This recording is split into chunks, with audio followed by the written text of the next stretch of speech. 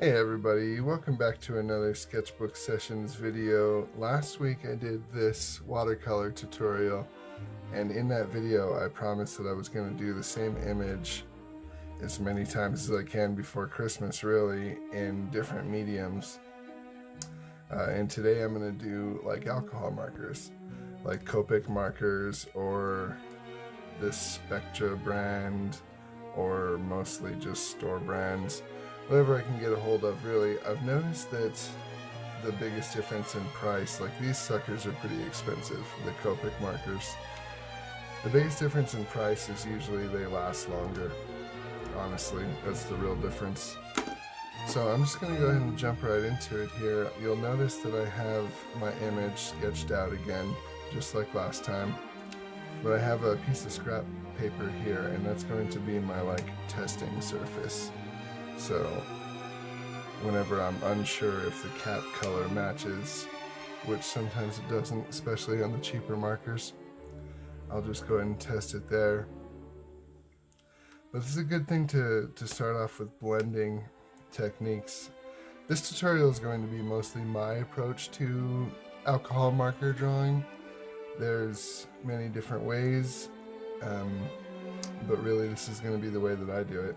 And if you're wondering what paper I'm using, last week we used watercolor paper because we were making a watercolor. This week I'm using Strathmore Bristol paper. It's really smooth, and I think that's the real key. You can buy dedicated marker paper too, but I don't have any of that, and I don't really think it makes that big of a difference, so I'm just going to use what I'm used to, which is Bristol. Alcohol markers are a lot of fun, honestly, because in the same sense as watercolor, you want to preserve the light areas, you want to preserve the white areas. You can't ever take it back, really, but you can blend really well too, just like watercolor. So lay down the brown there.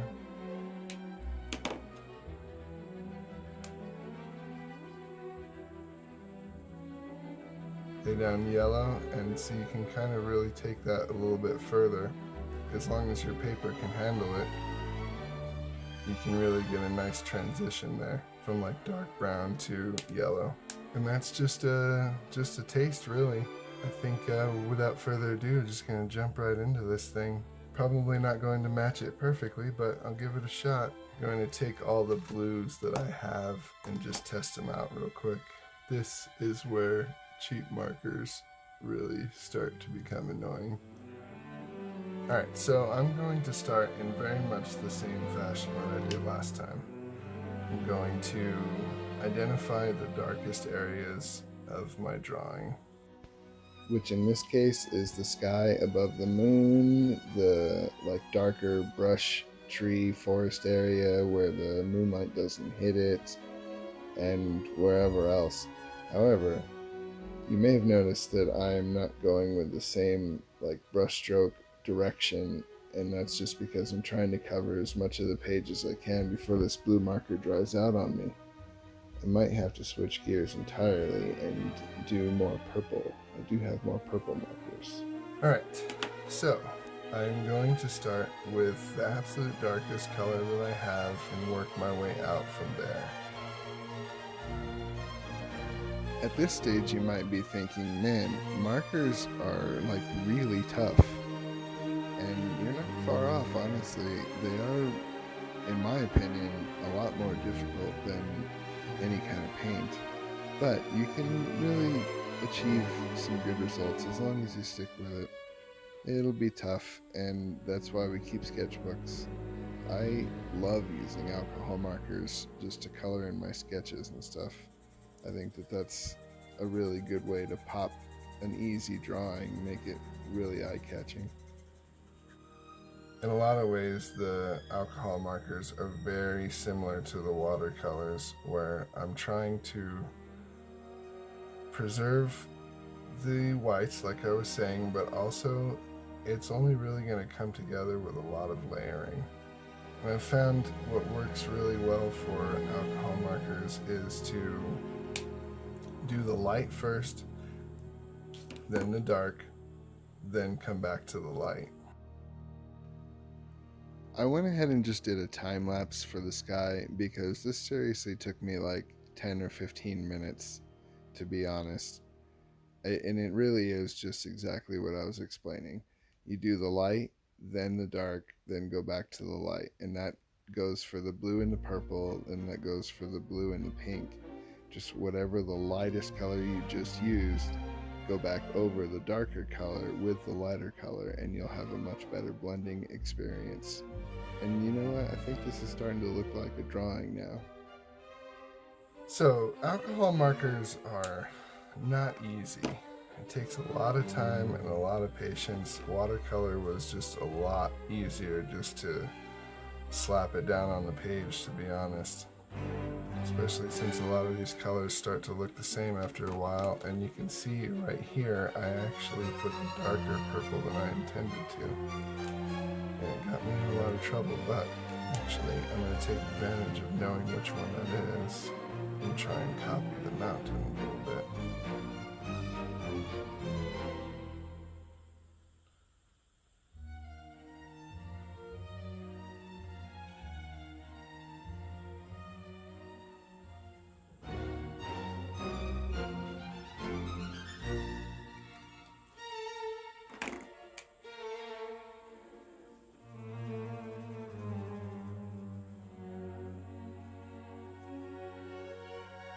For the mountain, I do want a discrete shadow, so I'm not trying to blend that nearly as much.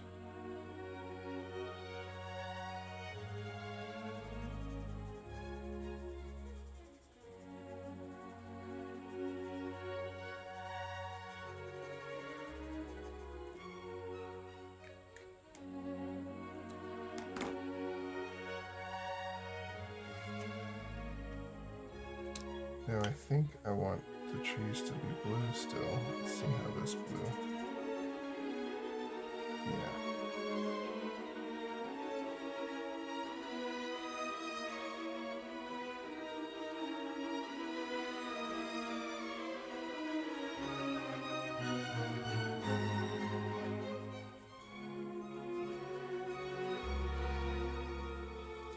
I don't love that. Since I'm working with purple, I'm going to do the darkest purple that I have. Plus that's the bullet tip one. I hate those.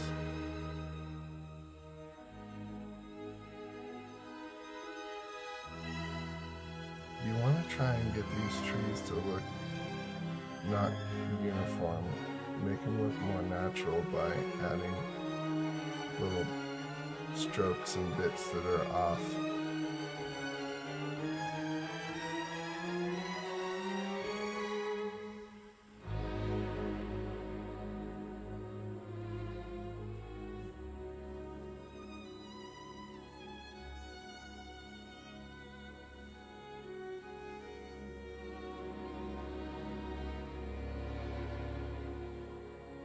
It's even helpful to work on one side of the tree at a time.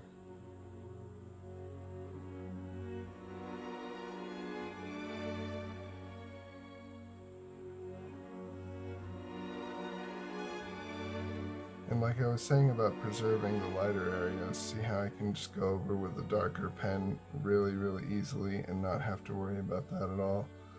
But if I wanted certain areas of these trees to be lighter in value, I could not do anything to fix that. Except for try and blend the hell out of it like I did earlier. That's a little hardcore though. It's better to try and plan ahead.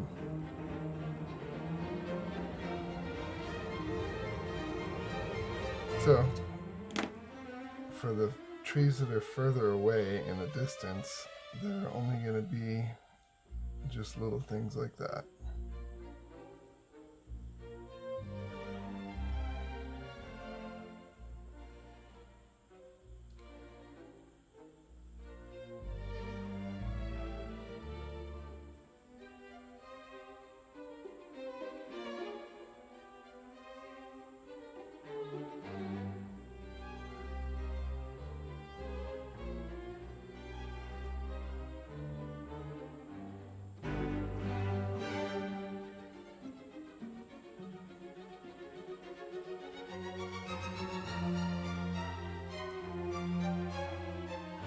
I'm really just trying to get the impression of trees, to be honest. Just trying to read those values, like different layers of things happening in there. Because I want it to be pretty much all just dark right here, where the moonlight does not hit it.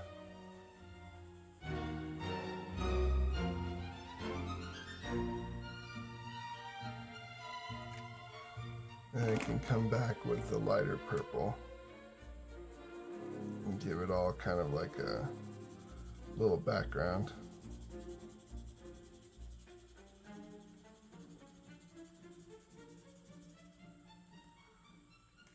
Then I'm going to come in with the medium and do more of the hatching. And that kind of gives it a layered effect.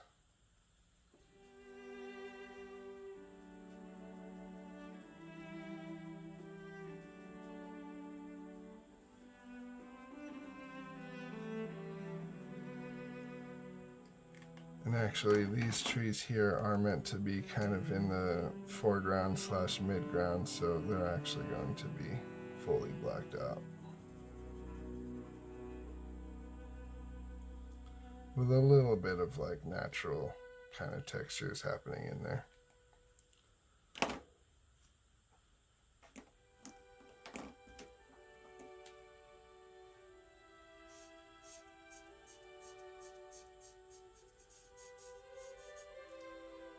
So I'm going to take the lightest purple, and then I'm going to go over the snow again, as I did in the watercolor. The snow is not white, it's supposed to be in somewhat shadow.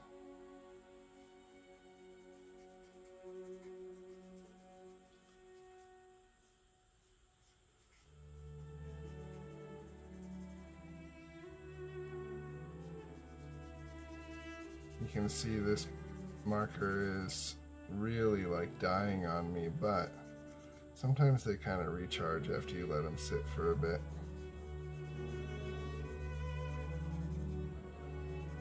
But even when it's dead, it gives me this nice kind of like transparent texture, which I'm kind of liking.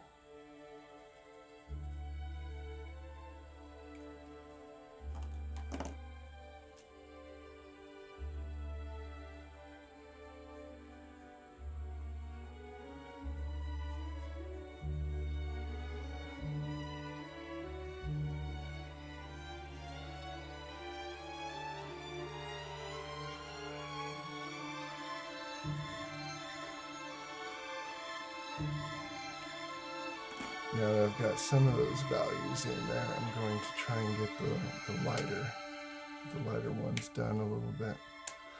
I'm going way more pinks this time, but maybe I shouldn't. Maybe I should stick with the like yellow of the moon. It might be kind of nice. Might test it first. It's quite yellow. I don't know if I have a better option.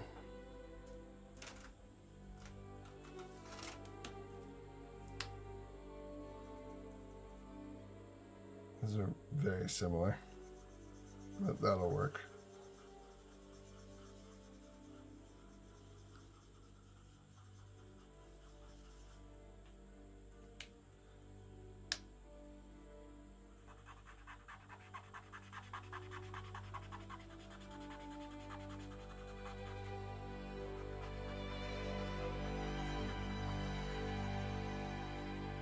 This yellow from the moon is going to be hitting the mountains directly in the center of that valley, and as such it's also going to hit the trail here.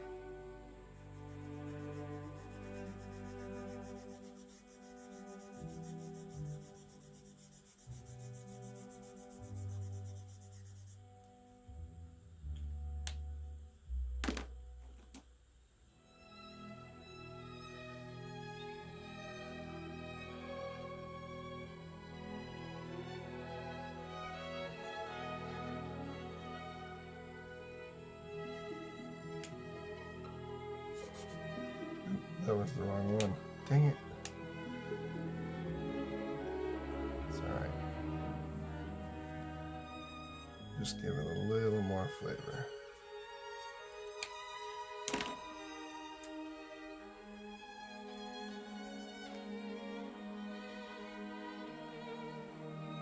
So for the Christmas tree, I'm actually going to start making it purple first.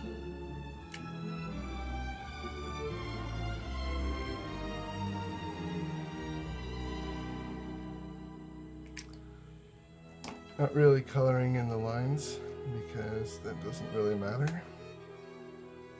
I'm going to give it a few red ornaments.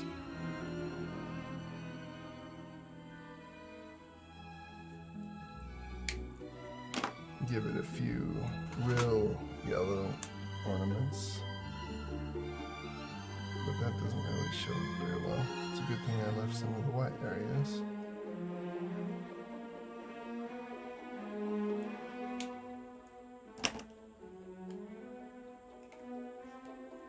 I'm going to try and get a darker color with a gray. Because I want the dark to be away from the moonlight.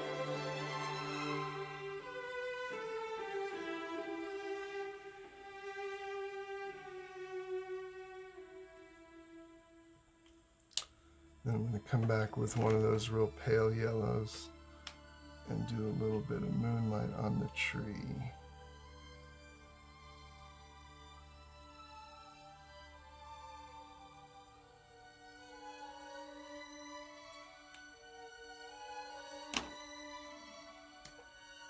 I'm actually going to take this same gray and work on the shadows a little bit. Well, first I want the purple.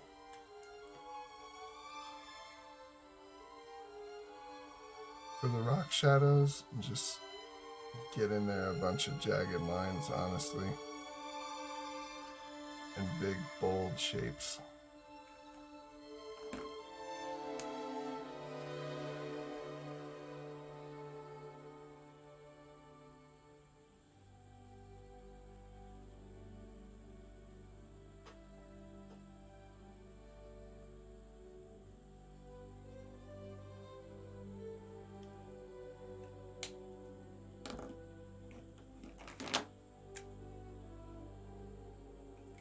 That might be too dark.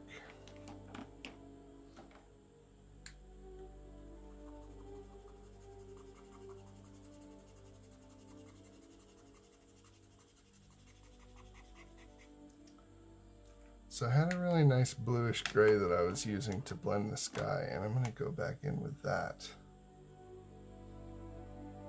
For the snowdrift, I think that will work really nicely.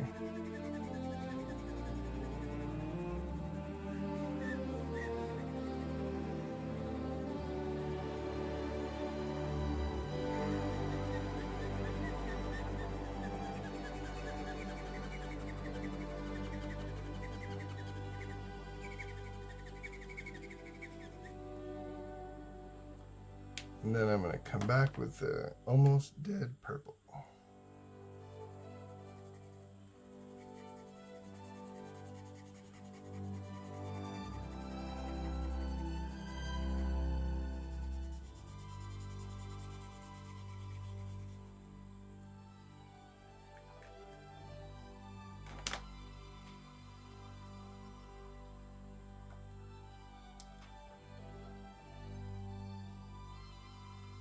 My picture's looking a little purple at the moment, so I think what I want to do is take the gray marker and go in there and see if I can't push those darker values even darker.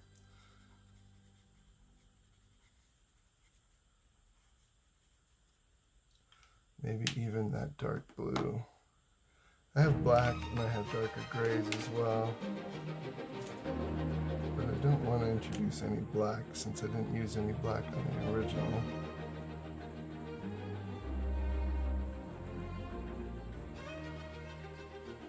More vertical lines with the darker colors.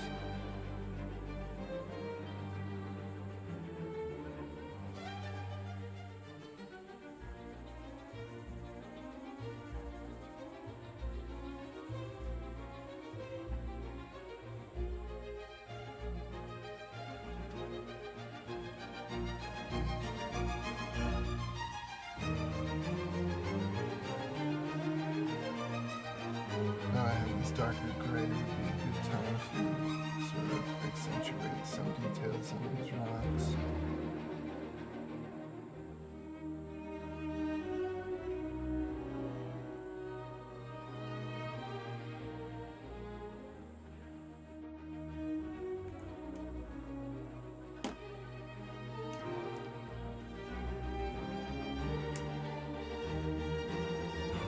I'm just going to give the slightest touch of pinks.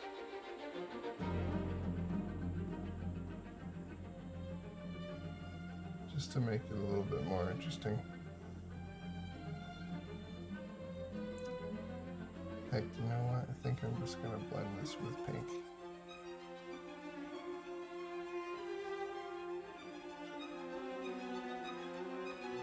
All the snow is going to be pink.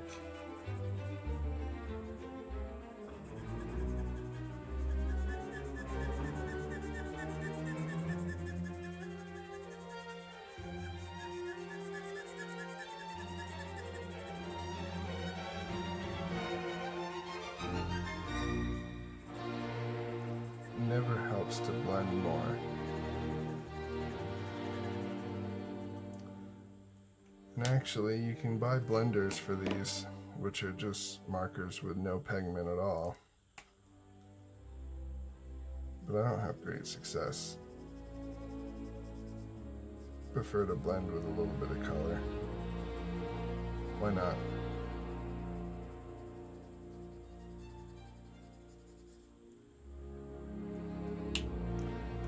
Now I'm finally going to take my darkest purple. I think this is the darkest one. And just black out this area. This should be totally dark. No light from the moon should be getting to over here.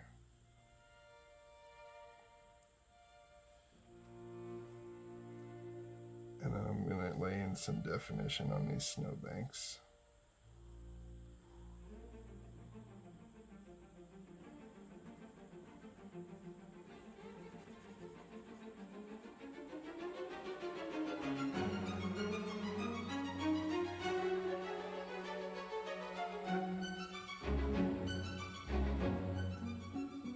Identify the absolute darkest part of the rock.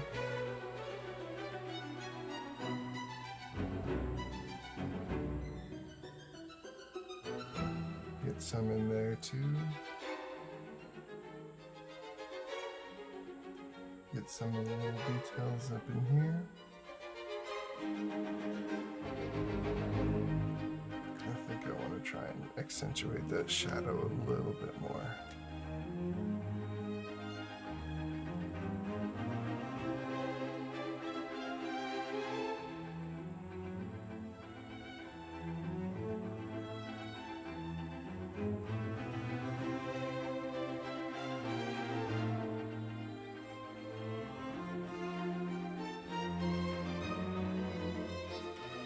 Sometimes as you find you're making more layers and things just seem to build up on their own, and that's fine, really. There's no mistakes. I mean, it seemed like from the beginning of this video that I probably should have started over again, but you really just got to keep on going. There is such a thing as overworking your project, but there's also such a thing as giving up on it too. I doubt in the half an hour that I've been working on this that I've overworked it. So it gives the moon some shadows for the craters and such.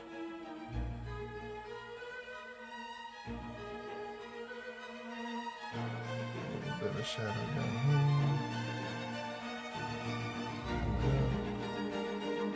Very gently. And then finally, the same thing that I did last time, I'm going to add in a bunch of little white stars with a paint pen.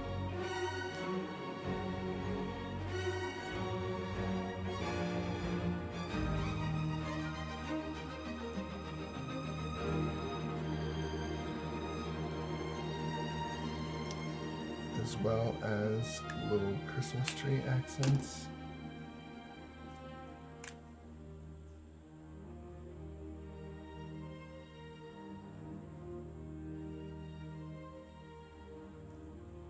Just kind of gives the impression that there's some snow on this tree.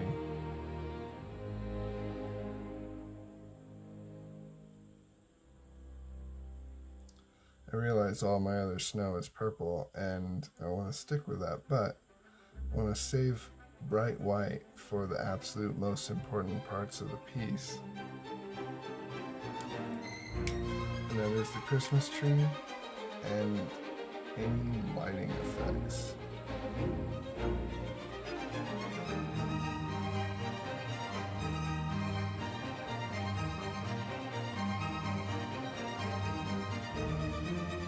Some of these other trees need a few more white dots too.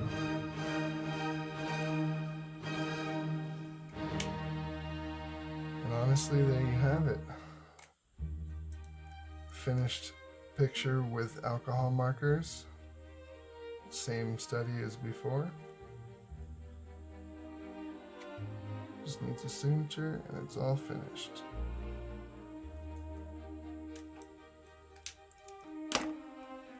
Appreciate you sticking around for this video and I hope you learned something. If not, stay tuned for the next one. See you guys later. Bye.